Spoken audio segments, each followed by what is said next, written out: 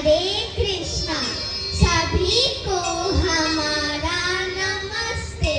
आज हम जगन्नाथ जी के उन किस्सों को जानने वाले हैं जब उन्होंने अपने भक्त का कष्ट लिया था। क्या आप सभी जानते हैं कि जगन्नाथ जी को रथ यात्रा के ठीक 15 दिन पहले बुखार क्यों आता है? आइए जानते हैं।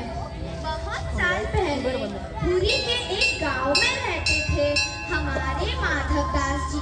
वह एकदम अकेले थे, ना आगे नाथ ना पीछे पगा, बस दिन रात एक ही नाम जपते रहते, जगन्नाथ जगन्नाथ। वह मंदिर के सिंहद्वारों पर घंटों खड़े रहते और बस टुकुर टुकुर अपने महाप्रभु को देखते रहते और कहते कि प्रभु आप ही मेरी माँ हो और आप ही मेरे पिता हो। लेकिन हमारे जगन्नाथ जी को भी ना अपने भक्तों को थोड़ा सताने में बड़ा मजा आता था।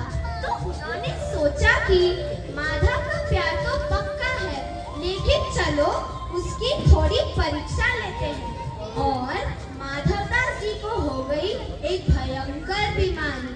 वह बीमारी थी अतिसार की। बेचारे माधवदास अपनी झोपड़ी में लेट गए, ना हिल पा रहे थे ना डुल पा रहे थे। हालत इतनी खराब हो गई कि उनके कपड़े भी गंदे हो गए। जो पड़ोसी कल तक करते थे बाबा जी, वह अब अपने नाक पर कपड़ा रखकर भागने लगे। छी छी, कितनी बदबू है, उधर मत जाना। माधवदास जी रोते रोते बोले, हे प्रभु अब मुझे अपने पास बुला लो। मुझसे यह दर्द और गंदगी बर्दाश्त नहीं होती। और डर के मारे वह बेहोश हो गए। जैसे ही माधवदास बेहोश हुए, हमारे ठाकुर जी का आसान डोल गया और बोले, अरे मेरा माधव संकट में है। फिर क्या था, जगन्नाथ जी जो सोने के पलंग पर सोते हैं, तुरंत एक नौकर बनाकर कमर पर गमछा बांधकर माधवदास की झोपड़ी में पहुंच गए। जिन हाथों से पूरी दुनिया चलती है, उन हाथों से भगवान माधवदास के गंदे कपड़े धोने लगे। समुद्र से दौड़ दौड़ कर पानी लाए, झोपड़ी साफ करी और माधवदास को नहलाया भी। जब माधवदास को होश आया तो उन्होंने पूछा, अरे भाई तुम कौन हो? इतनी बदबू में मेरी सेवा क्यों कर रहे हो? तो ठाकुर जी धीरे से मुस्कुराए और बोले, अरे बाबा हम तो सेवक हैं, पता चला कि तुम बीमार हो तो हम चले आए। एक दिन माधवदास जी को थोड़ा आराम मिला। उन्होंने देखा कि वही सेवक उनके पैर दबा रहा है, लेकिन तभी उस सेवक के शरीर से तुलसी, चंदन और कपूर की बहुत प्यारी खुशबू आने लगी। माधवदास जी का माथा ठनका। उन्होंने ध्यान से देखा, वही बड़े बड़ी आंखें और वही प्यारी सी मुस्कान। माधवदास जी ने झट से उनका हाथ पकड़ लिया और रोते हुए बोले, पकड़ गए प्रभु, यह आप हैं? आप ब्रह्मांड के मालिक होकर मेरे गंदे कपड़े धो रहे हैं। मुझे नरक में डाल देते प्रभु, पर यह पाप मेरे सिर क्यों चढ़ा रहे हो? माधवदास जी ने पूछा, पर प्रभु आप तो सब कुछ कर सकते हैं। एक चुटकी बजाते और मेरी बीमारी ठीक हो जाती। खुद कपड़े धोने की क्या जरूरत थी? तभी ठाकुर जी ने बहुत पते की बात कही। वह बोले कि माधव यह तो कर्म का नियम है। अगर मैंने दुनिया बनाई है तो नियम मुझे भी मानने पड़ेंगे। यह तुम्हारे पिछले जन्म का पाप था जो इस बीमारी से अभी कट रहा था। अगर मैं इस बीमारी को जादू से मिटा देता तो यह उधारी रह जाती और इस उधारी को चुकाने के लिए तुम्हें फिर से जन्म लेना पड़ता। इसलिए मैंने तुम्हारी सेवा करके तुम्हारा कर्म यही खत्म कर दिया। माधवदास जी सुनकर हैरान रह गए।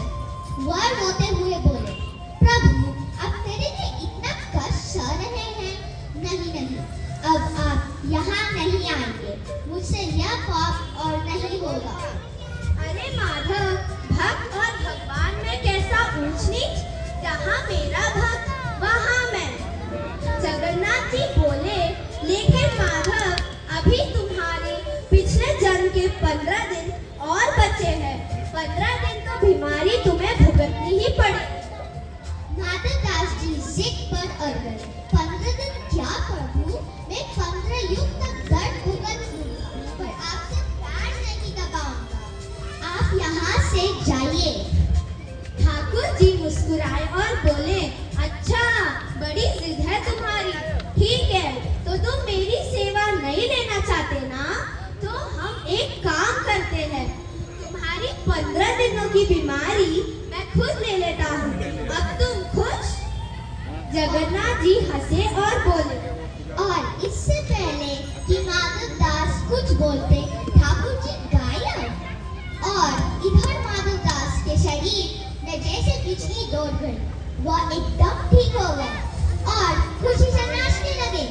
अरे मैं तो ठीक हो गया। माधव दास जी दौड़े दौड़े मंदिर गए कि प्रभु को धन्यवाद बोलने। पर मंदिर पहुंचकर देखा तो वहाँ एकदम सन्नाटा था। सब पुजारी मुंह लटकाए बैठे थे। माधव दास ने पूछा, अरे दरवाजा क्यों बंद है, मुझे दर्शन करने दो। पुजारी रोते हुए बोले, क्या दर्शन करोगे माधव, हमारे प्रभु को 104 डिग्री का तेज बुखार आ गया है। राजा को सपना आया है कि प्रभु ने आप अपने भक्त माधव की बीमारी अपने सिर ले ली। अब भगवान 15 दिन तक रजाई ओढ़ कर सोएंगे और कड़वा काढ़ा पिएंगे। यह सुनकर माधव दास जी वही जमीन पर गिर पड़े और रोने लगे। हाय राम, मेरी बीमारी आपने अपने सिर ले ली। तभी से यह एक नियम बन गया। आज भी साल में एक बार 108 कलश के जल से स्नान यात्रा के बाद जगन्नाथ जी सचमुच बीमार पड़ते हैं। इसे अनशन कहते हैं। 15 दिनों तक मंदिर बंद रहता है। डॉक्टर और वैद्य आते हैं। भगवान को काढ़ा और फलों का रस पिलाया जाता है। और 15 दिन बाद जब हमारे ठाकुर जी ठीक हो जाते हैं तो एक बड़ी सी अंगड़ाई लेकर कहते हैं, अरे बाबा, बहुत दिन हो गए इस कमरे में लेटे लेटे। मेरा मन अब ऊब गया है। चलो मेरा रथ निकालो, हम घूमने जाएंगे। जैसे ही यह ऐलान होता है, पूरी पूरी नगरी शंख की आवाज और जय जगन्नाथ जय जयकारों से गूंज उठती है। तब बढ़ जाता है जब भारी भारी मूर्तियों को चलते हुए मंदिर से बाहर लाया जाता है। वहाँ के राजा खुद सोने के झाड़ू से रास्ता साफ करते हैं। फिर लाखों भक्त गाने होकर उन विशाल रस्सियों को खींचते हैं। भक्तों का ऐसा सैलाब आता है कि पूछो मत। सब लोग रथ के पहियों की धूल को अपने माथे पर लगाने के लिए तरस जाते हैं। हमारे जगन्नाथ जी का रथ सबसे पीछे और धीरे धीरे चलता है, जैसे वह आराम से अपने भक्तों को निहार रहे हो। और हाँ, बीच रास्ते में भगवान अपने मौसी के घर के पास रुकते हैं और वहाँ उनका पसंदीदा पोला पीता एक तरह का स्वादिष्ट मिठाई खाते हैं। पूरे 9 दिनों तक मौसी के घर यानी गुंडीचा मंदिर में खूब उत्सव मनाया जाता है। तो दोस्तों, यह यात्रा सिर्फ एक त्योहार